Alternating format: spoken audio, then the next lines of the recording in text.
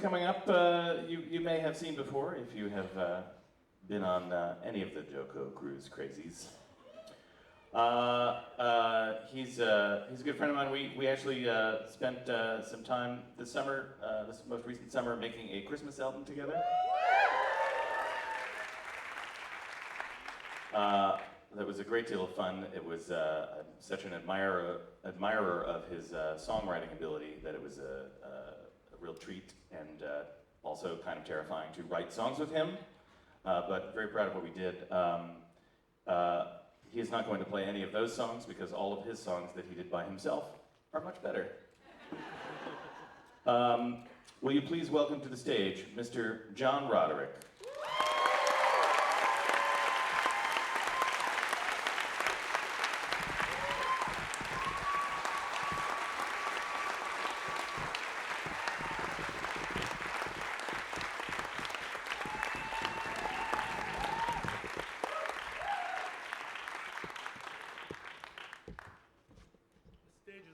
Shambles.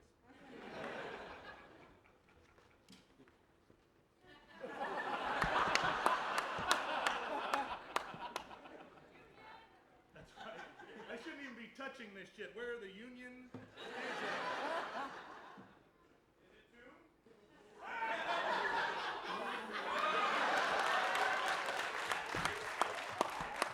Let's get off to a good start, you and I, audience. I'm not a nerd. I have no idea what I'm doing here. I'm going to spend most of tonight's show berating you, and then the rest of it I will be tuning my guitar. I will play exactly 1.5 minutes of music.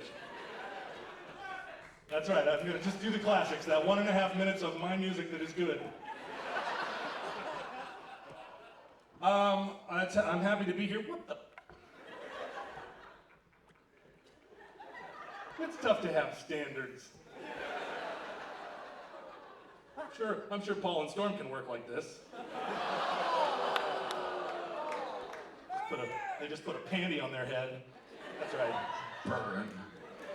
All right, I don't know if you are aware, but I have a podcast now, in addition to being an internationally famous rock musician. And so I figured for the cruise this year, I would also, before I played a song, I would favor you with a story, much like the kinds of stories that I tell on my podcast. On my podcast, I have a co-host, an interlocutor, who has attention deficit disorder and self-medicates with Ritalin that he buys on the internet. That's right. Since he's not here, you're going to have to just suffer my long, boring storytelling without any interruptions or clarifications or Wikipedia searches, although you can search on your own while I speak. I'm going to tell you the story of the time I stole my dad's airplane. True story. I grew up flying airplanes. I grew up in Alaska. My dad was a pilot. And flying airplanes was a thing that we did together, like a father-son activity, because we didn't play sports or hunt or do the other things that Alaskan men do to bond. My dad's toolbox was a paper bag that had like 3 screwdrivers in it, and he would pull that out whenever something broke, and we would both look at the 3 screwdrivers and then throw the thing away. But we did fly, we flew airplanes together, and so when I got to be a teenager, it was assumed that I would become a private pilot, because that is both our father-son activity and also a rite of passage in Alaska. You become a pilot at a certain point, because otherwise you can't go anywhere in Alaska. There are no roads, there's no other way to visit places. And Alaskans are, most of them are gasoline people. If you can put gasoline in it and drive it over things and kill things with it, Alaskans will buy it and love it.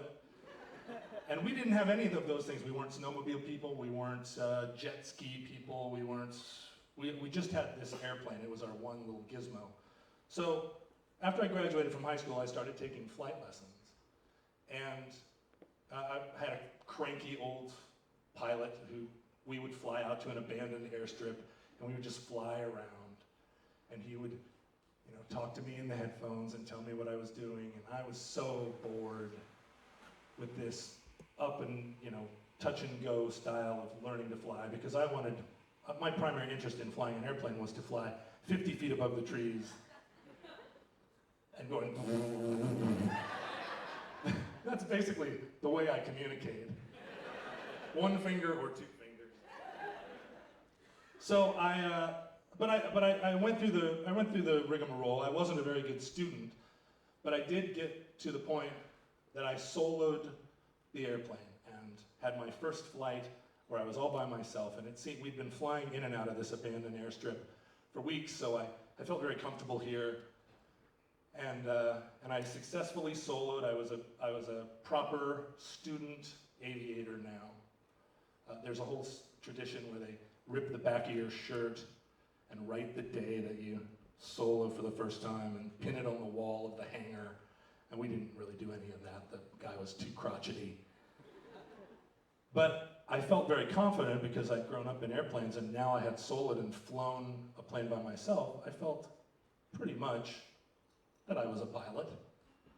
I was going to be a great pilot, I knew, and it was just a matter of the few details of flying for many years before I became a great pilot, but I felt like I was on the way. And so about a week later, I was sitting at home, and I really wanted to show off this new skill, my flying skill, but I knew that my dad wasn't going to let me go fly by myself around the town. So one afternoon I made sure that he was otherwise occupied in his room reading spy novels as he did, and I went downstairs and took the key to the airplane off of the refrigerator. And then, because I was a teenager, I called a good friend of mine, my friend Peter, and I said, meet me at the airport. I got my pilot's license. Let's go for a flight. And he was like, you got your pilot's license? That's incredible. Yeah, I mostly got my pilot's license. So we met at the airport, and I'd been through this process a million times. I knew exactly how to look like a pilot and sound like a pilot. So we unhooked the straps and did a pre-flight check of the airplane, and I was very officious about all my little, yes, that's right. Really convincing my friend Peter that I was on top of my game. And we got in the airplane and started up the propeller, and I got on the radio to the tower, and I deepened my voice. I said, Merrill Tower, this is Cessna 634 Mike Alpha, ready for takeoff, runway 2. Sounding as much like an Alaskan as I could muster at the time, because my voice was an octave higher then.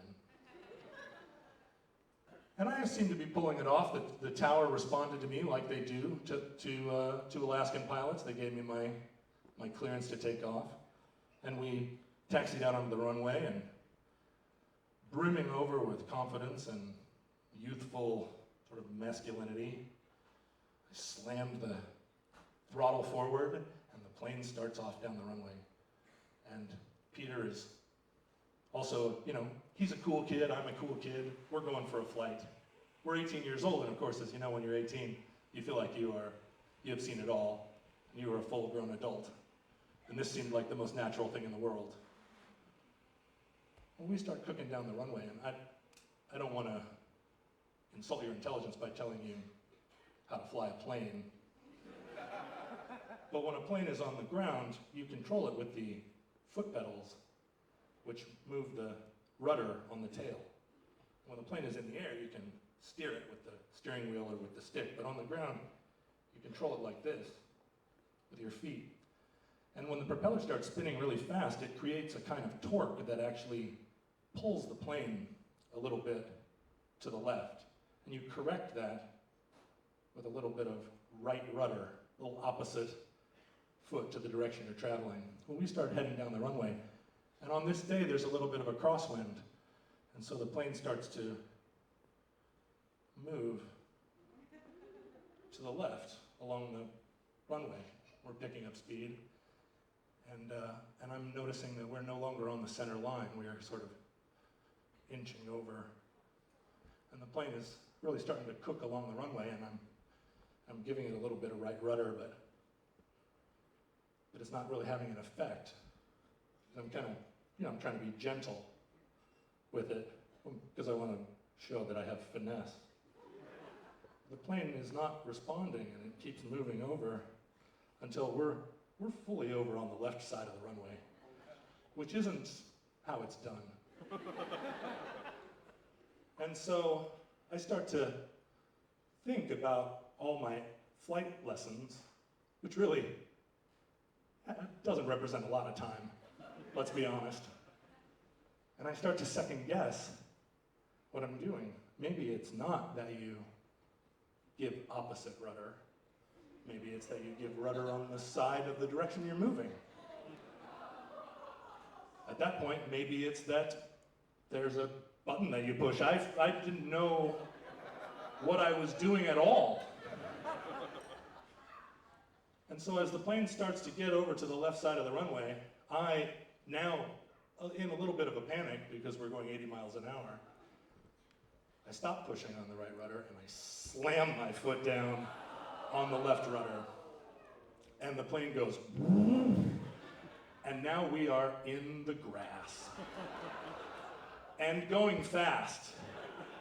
And so I immediately recognize my mistake and slam my foot down on the right rudder, at which point the airplane goes up onto 2 wheels. And this wing is cutting through the grass, and this wing is pointing at the stars. And I think to myself in that brief moment, I'm going to be the kid who stole his dad's airplane and rolled it on the ground.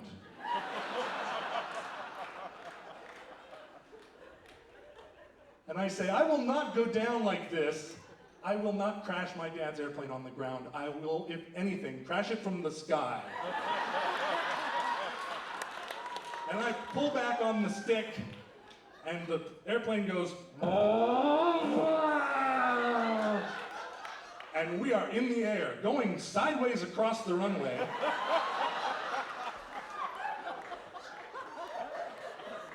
But we are in the air. And let me tell you, once an airplane is in the air, it's quite easy to fly. All you have to do is keep the motor running. Well, we cleared the trees and the power lines at the end of the runway, and then we were aloft, And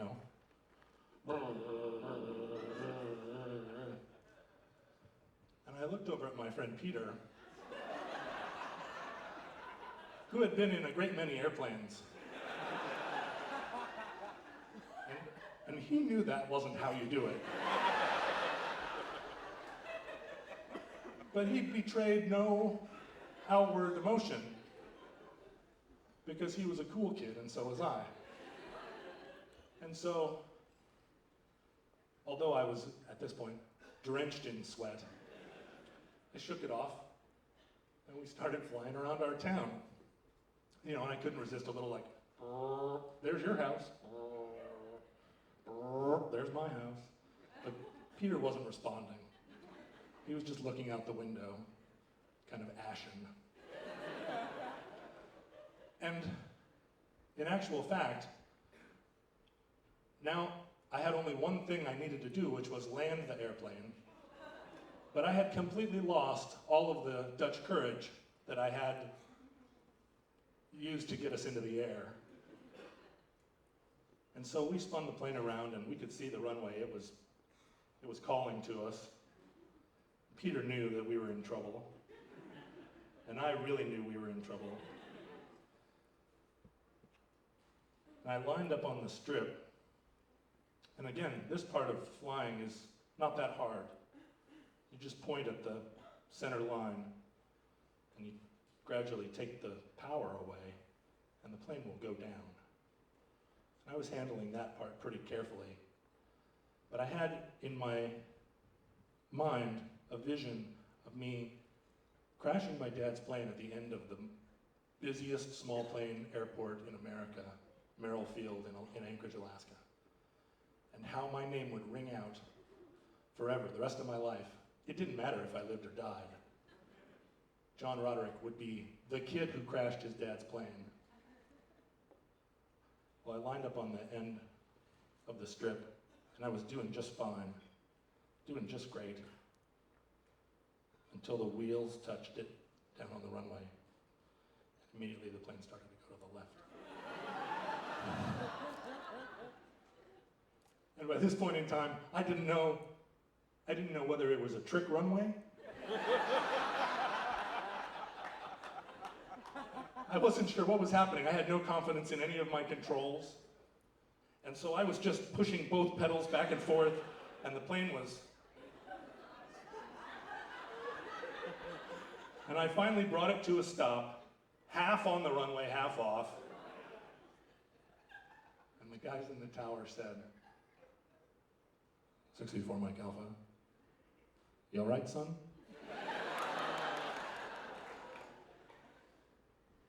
Roger. I taxied the plane over. Peter and I got out, not speaking a word. Tied the plane up. And I never flew an airplane again. That was the end of my career as a pilot. It is a sad story. I left Alaska. I never really thought about it, but it's a big part of why. So, anyway, later on in the cruise, I'm going to take a stab at steering the boat.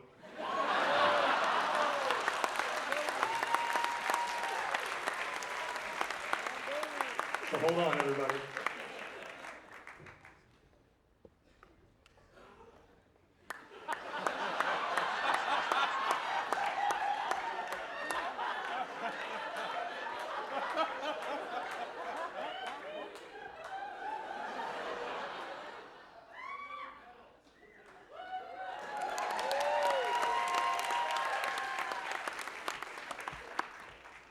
Mike Furman, ladies and gentlemen.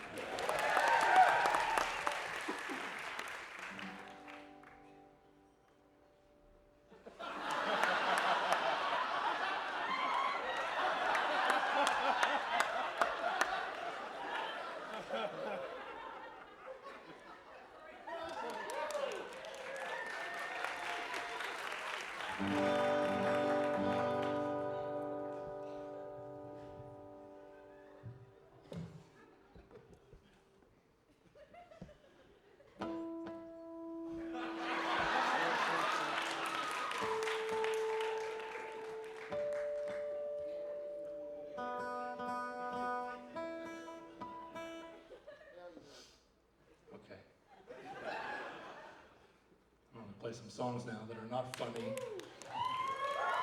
Thank you.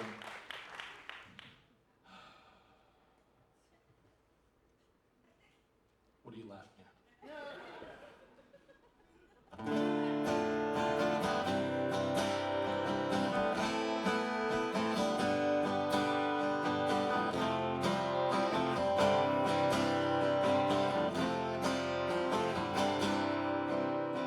Washington's on the one.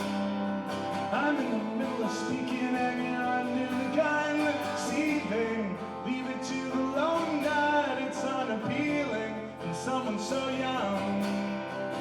Plaintive, you're feeling so washed up and you mean it. You say you're done, 5 lanes of freeway, but it's all gone dark. You called to say you're gonna run.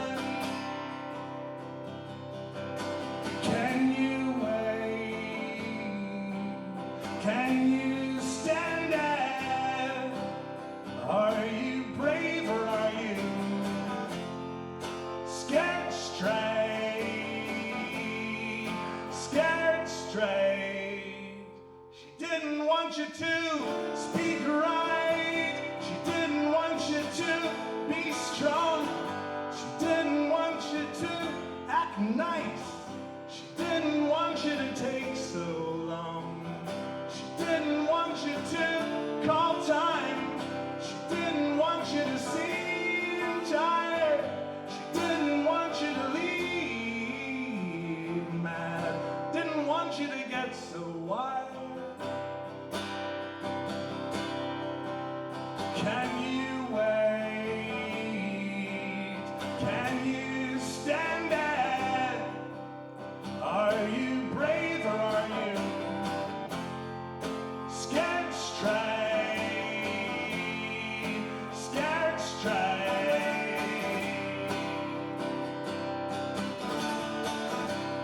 Maybe you belong to someone, and maybe you have finally met them.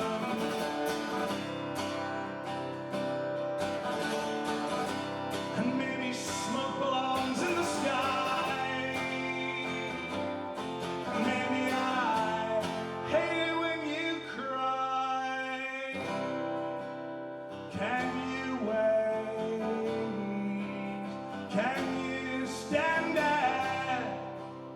Are you brave or are you scared straight? Scared straight. You were hurt, so you got hard. You were cursed and scolded and scarred. You were searched for, then ignored. You want to burn the liars. You'll set us both on fire. You're faking, so I'm pretend sleeping, waiting for this to be fun. It's true, little Miss Mean Mini Bar Guard. We're gonna have to try something new. Let me breathe. Let me breathe. Let me breathe. Let me breathe fire down on you. Let me breathe fire down on you.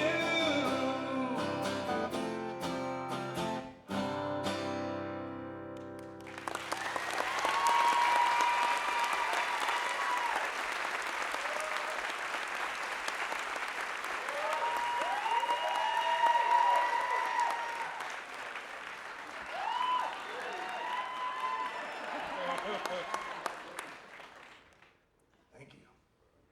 I was wearing white pants earlier tonight. It was going to be a great costume earlier today. A great on-stage costume, and then I spilled coffee all over my white pants.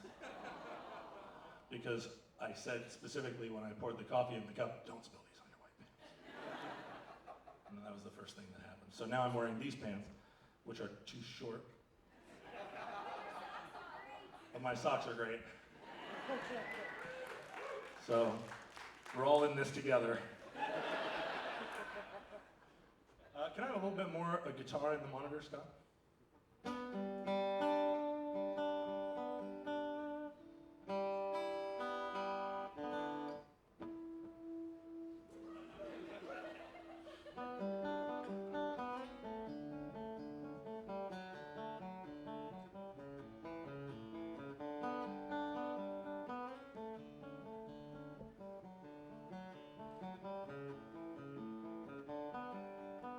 Rice won't grow at home, and the moon doesn't favor girls.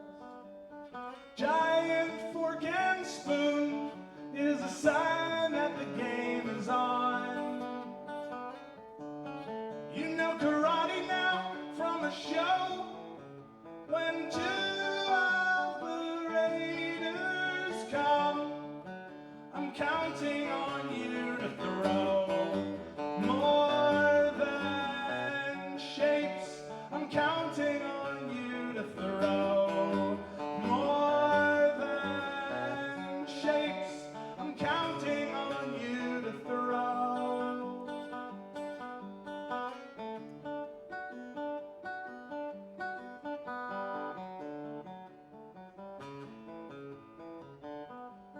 Men now don't fight with swords, but I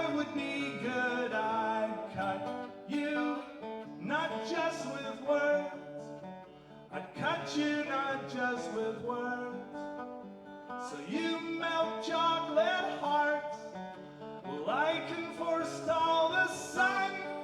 When two of the raiders come, I'm counting on you to throw more than shapes. I'm counting on you to throw more than shapes. I'm counting on you to throw more than shapes. I'm counting on you to throw.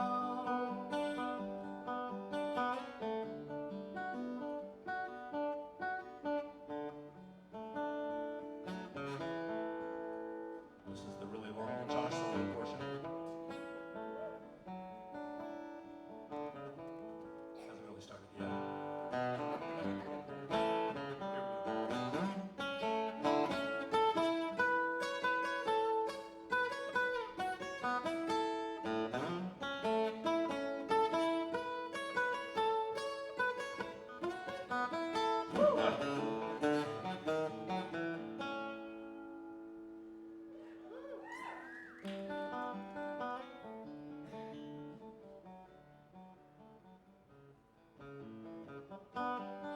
Angels and Russians where I fear to tread. Secrets, secrets, damn your secrets. So you melt chocolate hearts. Well, I can forestall the sun. Two of the raiders come. I'm counting on you to throw more than shapes. I'm counting on you to throw more than shapes. I'm counting on you to throw more than shapes. I'm counting on you to throw.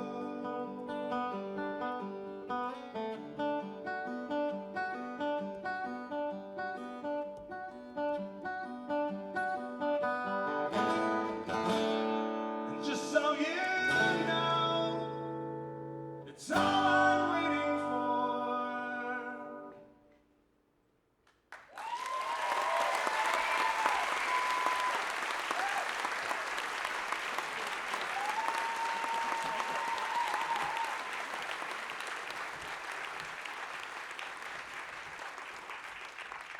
Thank you. I hit a chord there at the end of that song that I've never played in any version of that song ever. That's great. I have no idea what I was thinking or where I thought I was going. That's the beauty of performance. Yeah. I'm still a little bit thrown off that Mike Furman stole my "It's a Wonderful World" cover. So I got a big hole in the middle of my set where that was going to be.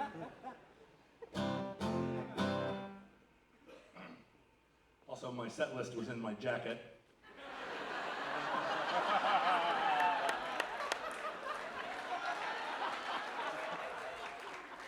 God, he's good.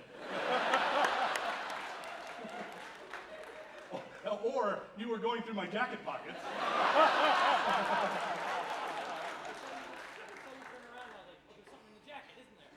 Good job. Get off the stage. He saw me turn around, and he knew as a performer that I was looking for something that wasn't there, and it wasn't my familiar, the little purple dragon that usually rides on my shoulder, that sits behind me during shows and says, "Good job." No, it was my set list. Wow, Mike Furman. Bring him with me everywhere. All right.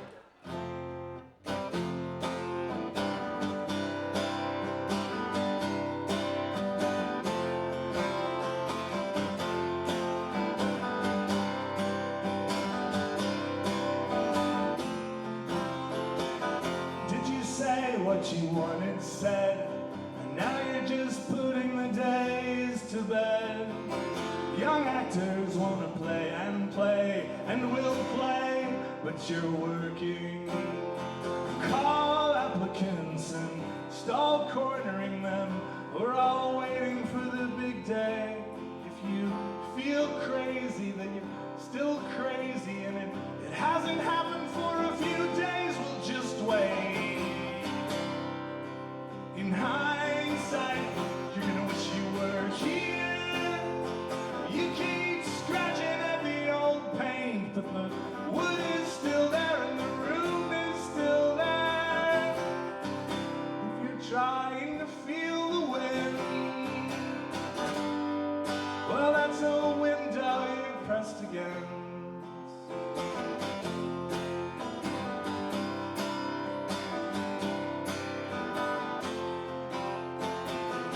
You never told me your secrets, so I guess they stay safe with me.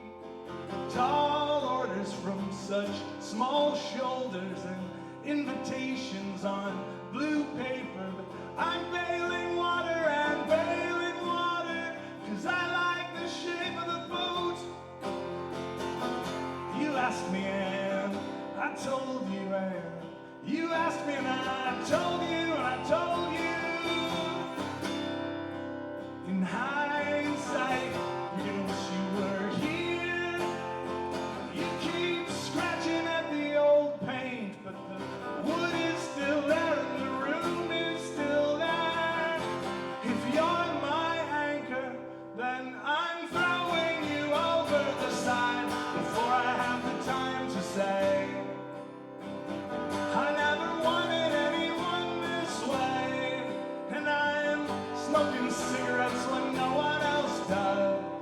And if I hold you now, will I be holding a snowball when the season changes and I'm craving the sun?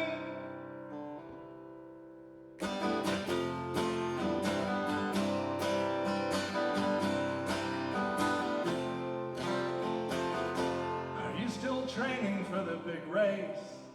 Hoping the runners will die, and churning the words of your disgrace. Well, it's how you are when you're down the counts, and I know we're a good thing, but it's been a long time since you said, put down your camera and let me ask you, is this new move just to keep moving? In hindsight, you're gonna wish you were here. You keep scratching at the old paint, but the wood is still there and the room is still there. If I kiss you now, like sun streaming through a tavern's door, would you wonder what I'm kissing you for?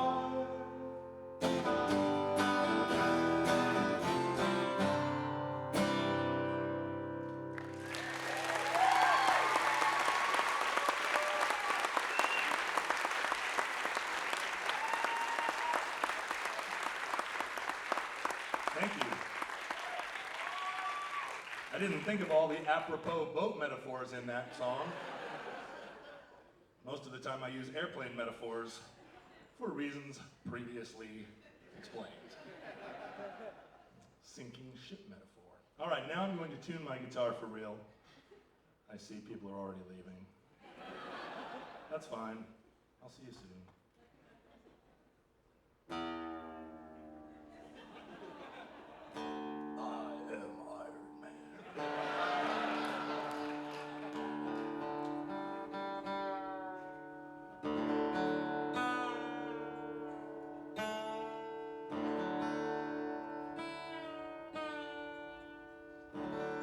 As longtime cruisers know, that might not be the right tuning.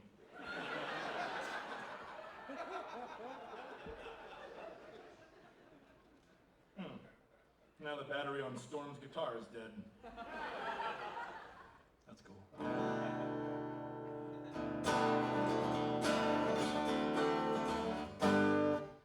Close enough. Right, anybody out there have a problem with that tuning? Anybody have perfect pitch? It's like, no. This song is by request. Jonathan Colton asked me to play it. That's right. Show fealty to your king. Oh, master. Your taste is good.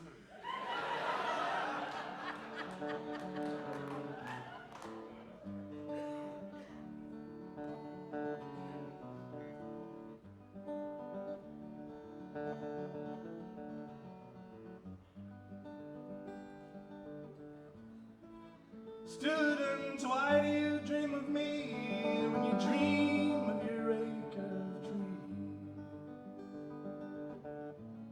It was agreed I came to burn leaves, it's all I ever claimed to do. A plowman I'll never grow into. My arms miss you, my hands miss you. The stars sing, I've got their song in my hand. Oh, blue in the broad light of day, your claws are snagged on my face. Say it, I wish we were naked, and I wish that I could take it. When you turn on me,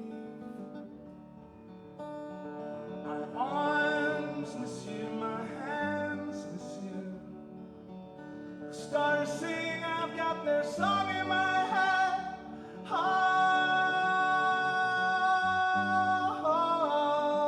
I don't want my words twisted, I don't want you to listen too closely.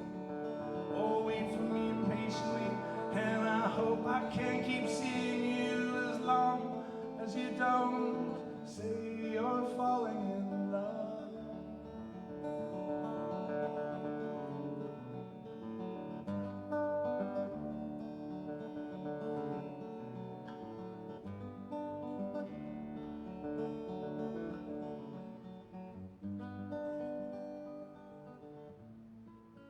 Crave translates into slave.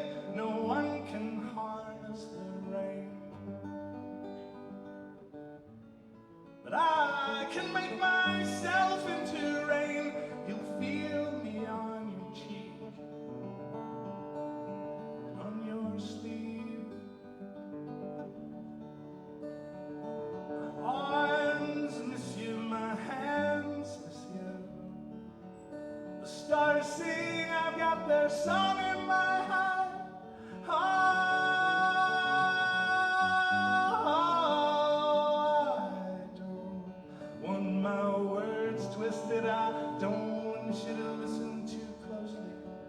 Oh, wait for me impatiently, and I hope I can keep seeing you as long as you don't say you're falling in love.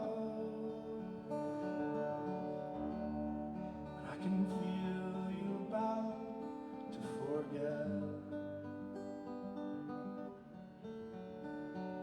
Yes, I can feel you about to forget.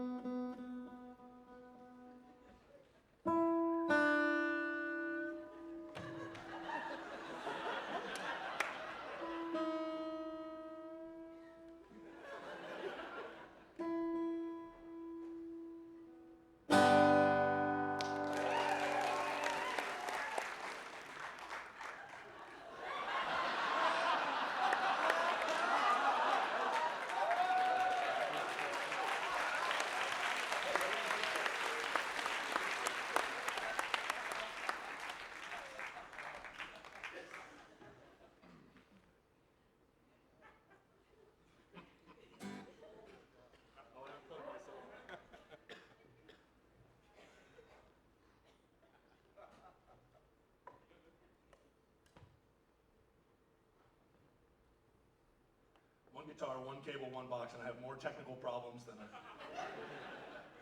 Queen's wreck.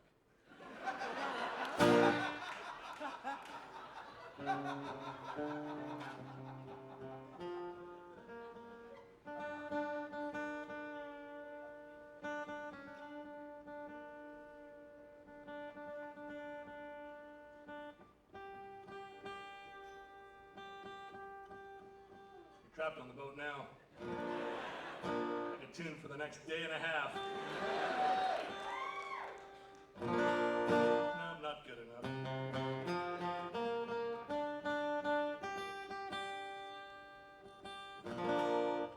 So, earlier this year, Jonathan Colton and John Hodgman and I were sitting around talking about how none of us ever has any new material, and we can barely remember the lyrics to our old material. And Jonathan Colton excused himself to go to the bathroom and never came back. But John Hodgman and I, sitting at the table, made a pact with one another that we would come up with some new material to debut on the cruise.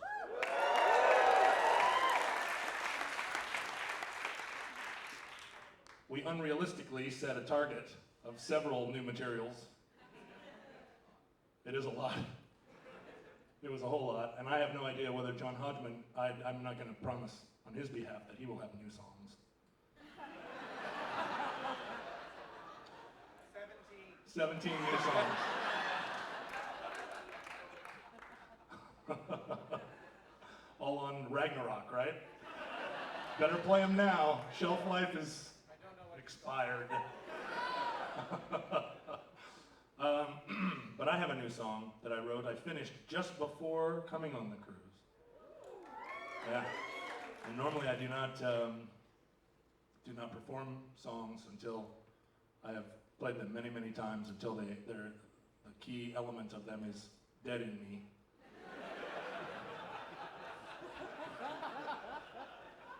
That's how I know that I can do a professional job. That is not the case here with this song.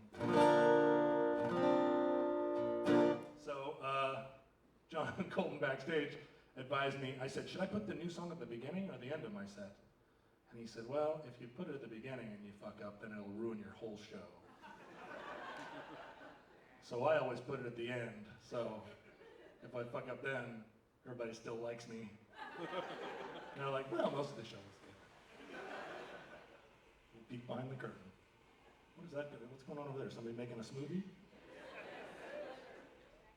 Turn that sound off. Who ordered a blended drink? What is the matter with you? Although it is Mardi Gras, which is French for Mardi Gras, or Fat Tuesday. That's enough. Stop it. And we are going to a Caribbean island. I have no idea whether they will be celebrating Carnival while we are in these Caribbean places. Anyone have a guess? Oh, Ash Wednesday. So then it gets all solemn again. Oh. Catholicism. Yay!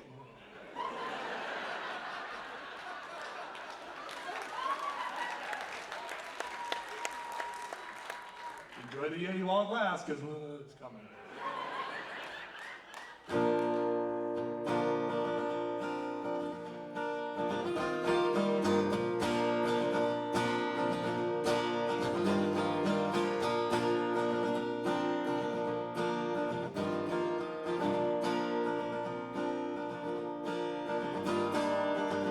We keep coming back to each other, hoping to even me on. All your diplomas looking down on all of my neglected songs. You say, gather me raindrops, there's silver in them, can't you see? A reminder to keep looking out for the storm coming to me when you yield. We went in alone, glad to see it plainly.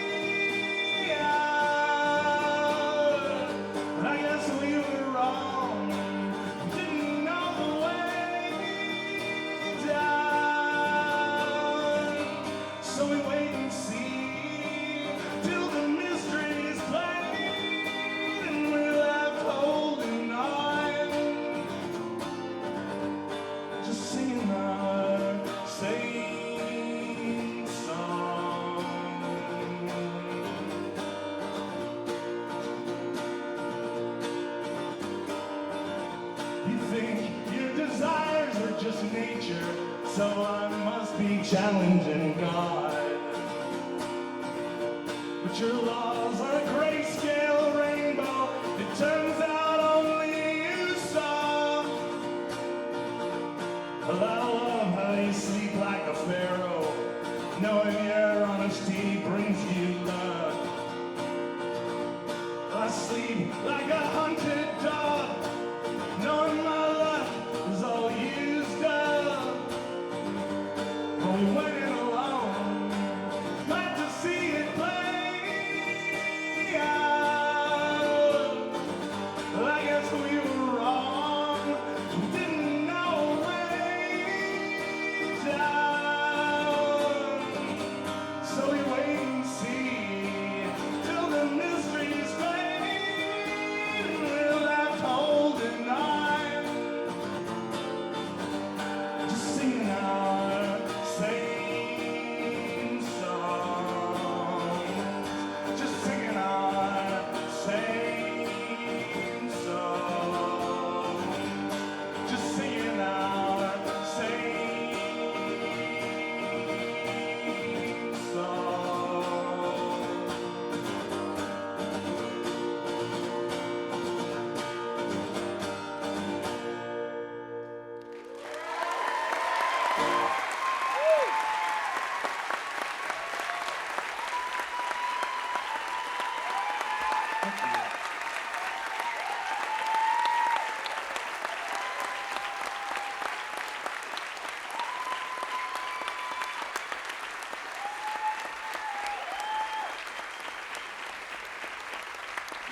Thank you. You are a very supportive group of people, and I really appreciate it. That is the first new song I've written in 4 years. So, and as you know, if any of you have interacted with me before, as you know, I am not one to butter you up by referencing Star Wars to you over and over, or talking about monkeys or other bullshit. But I am going to tell you right now that I wanted to debut that song for you here on the cruise because of all you have done for me in the last couple of years. Thank you.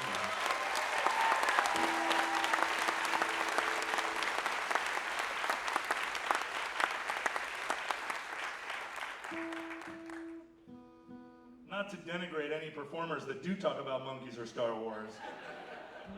It's a very supportive environment up here. Right here.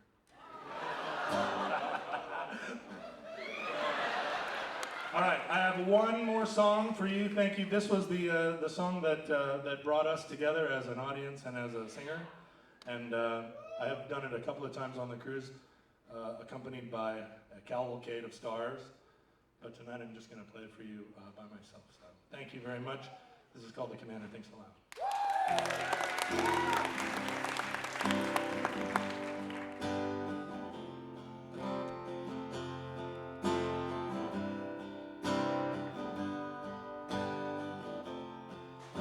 Boys and girls and cars,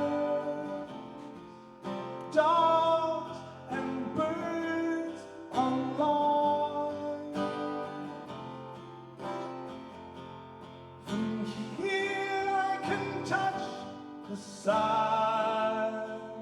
Yeah, yeah. Put your jackets on. I feel we're being born. The Tropic of Capricorn is below. Yeah, yeah, yeah, yeah.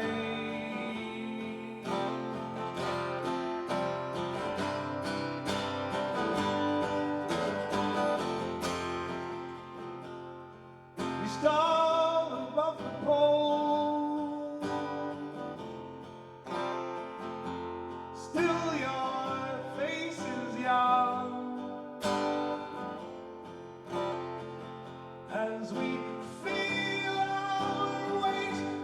return. Yeah, yeah. A trail of shooting stars. The horses call the storm, because the air contains the charm. Yeah, yeah, yeah, yeah.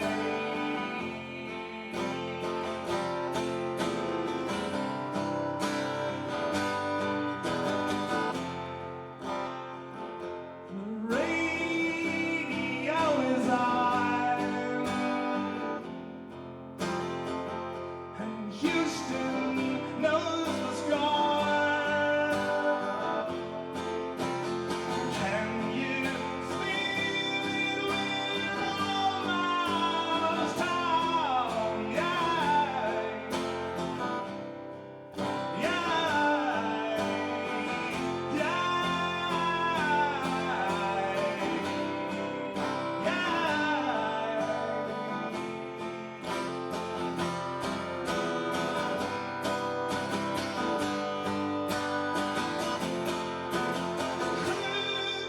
compartments breaking up. The crew compartments breaking up. The crew compartments breaking up. The crew compartments breaking up. The crew compartments breaking up. The crew compartments breaking up.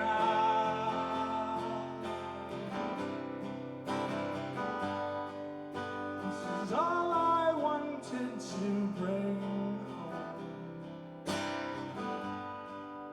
This is all I wanted to bring home. This is all I wanted to bring home to you. Na, na, na, na, na,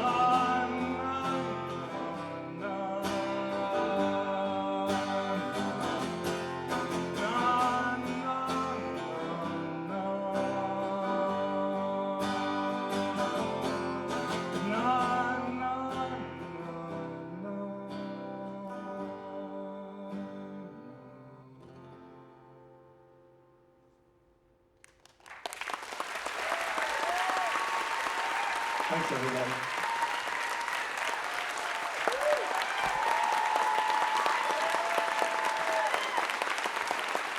Thank you so much.